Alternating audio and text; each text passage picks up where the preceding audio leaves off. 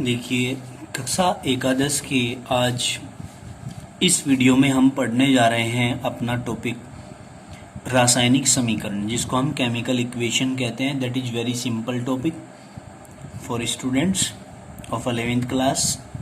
क्या कहा गया है कि रासायनिक समीकरण से आप क्या समझते हैं? What do you understand about chemical equation? ये आपका क्वेश्चन बनता है यहाँ से। इसमें आप पढ़ेंगे कि किसी रासायनिक परिवर्तन मतलब केमिकल चेंजेस जितने भी होते हैं उनका सूत्रों के द्वारा या प्रतीकों के द्वारा प्रदर्शित करना रासायनिक समीकरण कहलाता है। फॉर एग्जाम्पल, जैसे आपने कहा है यहाँ पर, देखिए ये है क्या, BaCl2 प्लस AgNO3 मतलब बेरियम क्लोराइड और सिल्वर नाइट्रेट। इसको लेकर के रिएक्शन करानी है तो यहाँ पर ये होता है आपका AgCl प्लस BaNO3 का होल ट्वाइस। ये रिएक्शन आपको दे दी गई है। तो आप कहते हैं कि ये समीकरण जो है ये बैलेंस इक्वेशन नहीं है, ये केवल कंकाली समीकरण है, स्केलेटन रिएक्शन है। ठीक है, आपने कहा कि संरचनात्मक रासायनिक समीकरण या कंकाली समीकरण, आप इस समीकरण को बोलेंगे। क्लियर? अब आगे चलते हैं। इसको बैलेंस करने के लिए हमने क्या करना पड़ता है, देखो ध्यान से समझना। यहां पर हमने लिया है BaCl2 plus AgNO3 is equal to, आप कह रहे हैं कि AgCl बनाया आपने यहाँ, सपोज दैट AgCl बनाया। ठीक है, अब चूंकि यहाँ पर Cl के 2 हैं और यहाँ पर Cl का 1 है, तो 2 करने के लिए आप यहाँ 2 से मल्टीप्लाई करेंगे। क्लियर हो गई बात? अब जब आप यहाँ 2 से मल्टीप्लाई करेंगे तो Ag के भी तो 2 हो गए। अब इधर Ag का 1 है तो आपको इधर भी Ag के बैलेंस करने के लिए 2 यहाँ पर लिखना पड़ेगा। क्लियर हो गई बात? प्लस, अब देखो, अब जब इधर यहाँ पे क्या था, BaNO3 का होल ट्वाइस। अब देखिए Ba का तो यहाँ भी 1 था, यहाँ भी 1 है, बैलेंस है। अब NO3 के यहाँ पर 2 थे, यहाँ पर NO3 नाइट्रेट ग्रुप के भी हमने ट्वाइस कर दिए, तो इसका मतलब ये हो गई आपकी बैलेंस्ड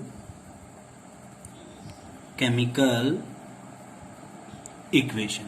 ये बैलेंस्ड केमिकल इक्वेशन आपके पास हो जाती है। अब हम बात करते हैं कि उपरोक्त रासायनिक समीकरण में ये तीर का निशान लगाया गया है, ये बाईं ओर लिखे गए सूत्र इस तीर के निशान के जो बाईं ओर होते हैं, किधर, बाईं ओर, वो अभिकारक होते हैं जिनको हम रिएक्टेंट बोलते हैं, और दाईं ओर लिखे गए जो सूत्र होते हैं वो हमारे प्रोडक्ट होते हैं। ठीक है ना? क्या होते हैं? प्रोडक्ट। रिएक्टेंट और प्रोडक्ट की हम बात कर रहे हैं, यानी कि राइट साइड लिखे गए प्रोडक्ट और लेफ्ट साइड लिखे गए रिएक्टेंट होंगे। क्लियर हो गई बात? मैं आपको समझा दूं यहीं पर कि ये तीर का निशान लगा हुआ होगा, इस तीर के निशान को हम रिएक्शन कहते हैं, कि रिएक्शन प्रदर्शित करते हैं इस तीर के निशान से। इसके जो इस साइड में, ठीक है ना, इस साइड में जो होंगे वो होंगे उत्पाद, यानी कि रासायनिक अभिक्रिया के दौरान बनने वाले जो पदार्थ होते हैं वो उत्पाद होते हैं, जिनको हम प्रोडक्ट कहते हैं।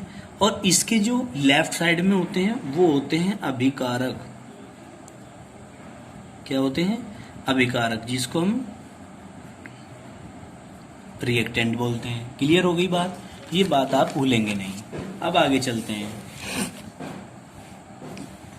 योग जो चिन्ह है प्लस का, ये आपस में मिलाए गए अभिकारकों व साथ साथ बनने वाले उत्पादों को प्रदर्शित करता है। किसको?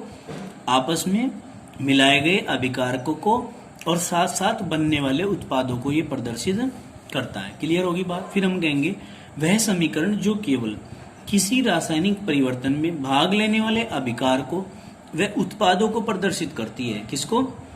भाग लेने वाले अभिकारकों को और उत्पादों को प्रदर्शित करती है, उनकी मात्रा को प्रदर्शित नहीं करती।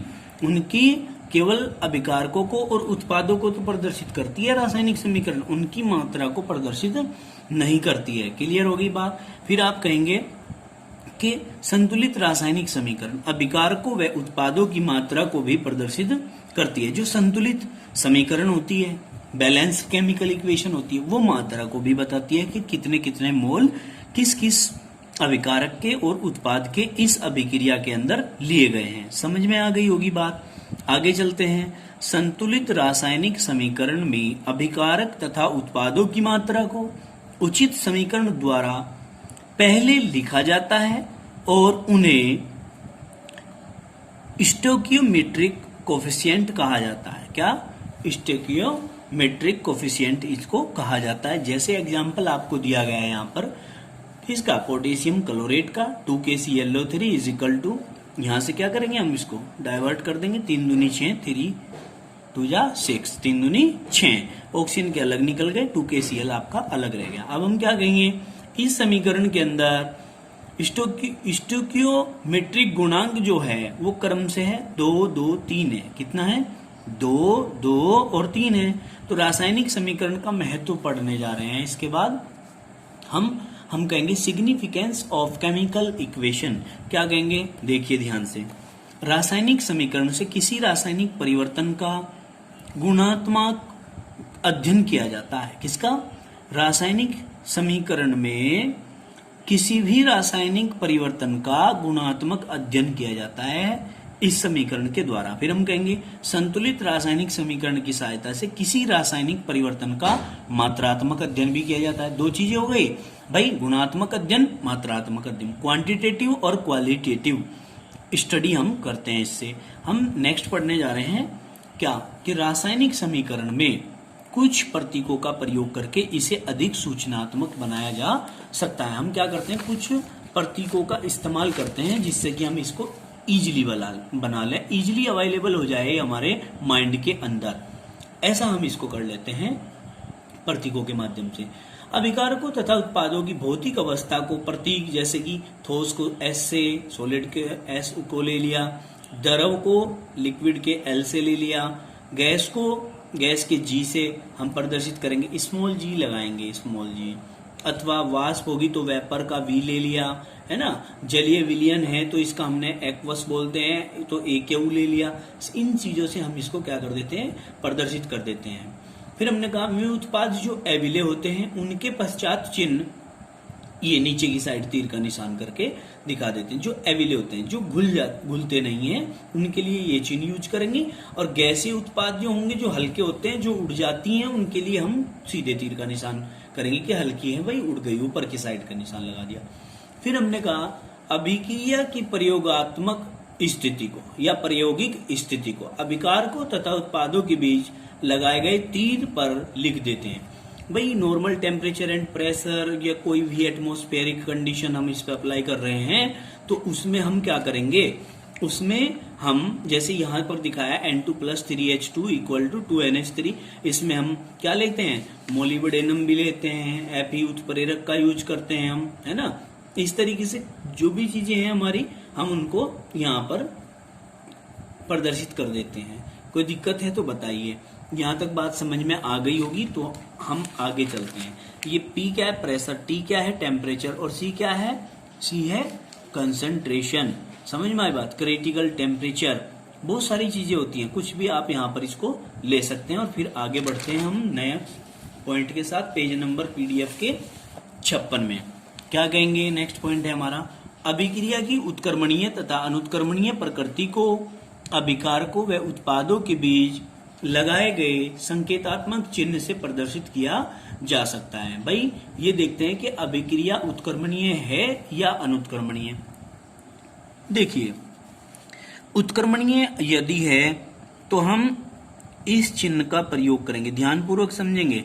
ये चिन्ह ये रिवर्सिबल होता है, उल्टा सीधा तीर का निशान होता है, मतलब इस चिन्ह से हमें पता चलता है कि अभिक्रिया फॉरवर्ड मतलब अग्र दिशा में विस्थापित हो रही है और बैकवर्ड मतलब पश्चिम दिशा में भी विस्थापित हो सकती है। अग्र दिशा में भी और पश्चिम दिशा में भी, दोनों दिशाओं में हो सकती है अभिक्रिया। की गति, तो इसको कहते हैं उत्क्रमणीय। और यदि अनुत्क्रमणीय प्रकृति है तो हम उसमें इस चिन्ह का प्रयोग करते हैं कि अभिक्रिया केवल एक दिशीय होती है, एक देशिक प्रभाव दिखाती है, अग्र दिशा में ही विस्थापित होती है, अर्थात इस अभिक्रिया में अभिकारकों से केवल उत्पाद बनते हैं, उत्पाद से अभिकारक नहीं बनते। इसमें अभिकारकों से उत्पाद और उत्पाद से अभिकारक दोनों बन सकते हैं। ठीक है, इन चीजों को, ये अभिक्रियाओं के चिन्ह हमें संकेतात्मक रूप से दिखाए गए हैं, ये हमें प्रदर्शित करते हैं। नेक्स्ट हम चलते हैं, यदि अभिक्रिया उत्क्रमणीय है तो चिन्ह ये वाला हमने पहले ही समझा दिया, अथवा बराबर का प्रयोग करते हैं, बराबर का भी लगा सकते हैं। और अगर रिवर्सिबल है तो हम उल्टा सीधा यानी कि ये रिवर्सिबल साइन का प्रयोग करेंगे। अभिक्रिया अवशोषित तथा उत्सर्जित ऊष्मा को